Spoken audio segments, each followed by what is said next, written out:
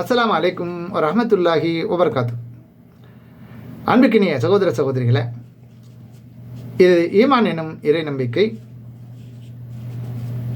தொடர் காணொலியில் பாகம் 50 இஸ்லாத்தின் அடிப்படைகளில் பாடம் 14. அடுத்து இது பாகம் 2. நாம் குர்ஆன் ஹதீஸை மட்டும்தான் பின்பற்ற வேண்டும் என்பதற்கு ஆதாரம் என்ன என்பதையும் தெளிவாக நம்ம புரிந்து கொள்ளணும். அல்லாஹ் அங்கீகரிக்கப்பட்ட இந்த இஸ்லாமிய மார்க்கத்தை அல்லாஹ் தன் வேதமான திருக்குர்ஆன் மூலமும் அவனது திருத்தூதர் நபி ஸல்லல்லாஹு அலைஹி வஸல்லம் அவர்கள் மூலமும் காட்டி தந்துள்ளார்கள். இந்த இரண்டும் தான் இஸ்லாத்தின் அடிப்படையாகும். இந்த இரண்டை மட்டும்தான் முஸ்லிம்கள் பின்பற்ற வேண்டும். இவ்வாறு அல்லாஹ் திருமறை குர்ஆனில் ஏராளமான வசனங்களில் நமக்கு அறிவுறுத்தி கூறுகிறார்.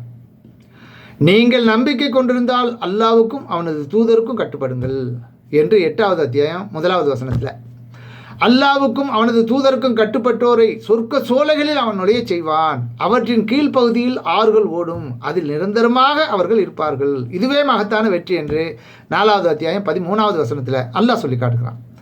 மேலும் அல்லாஹ்விற்கும் அவனுடைய தூதருக்கும் கட்டுப்படாதவனுடைய நிலை என்ன என்பதை நம்ம புரிந்து கொள்ளணும்.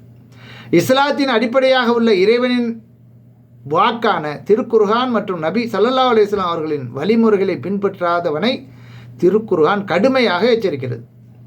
அல்லாஹ்வுக்கும் அவனது தூதருக்கும் மாறு செய்து அவனது வரம்புகளை மீறுபவனை நரகில் நுழையச் செய்வேன், அதில் அவன் நிரந்தரமாக இருப்பான், அவனுக்கு இழிவு தரும் வேதனை உண்டு என்று 4வது அத்தியாயம் 14வது வசனத்தில் அல்லாஹ் சொல்லி காட்டுகிறான்.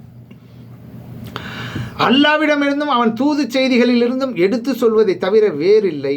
அல்லாஹ்வும் அவனது தூதருக்கும் மாறு செய்வோருக்கு நரக நெருப்பு உள்ளது, அதில் என்றென்றும் அவர்கள் நிரந்தரமாக இருப்பார்கள் என்று 72வது அத்தியாயம் 23வது வசனத்தில் அல்லாஹ் சொல்லி காட்டுகிறான்.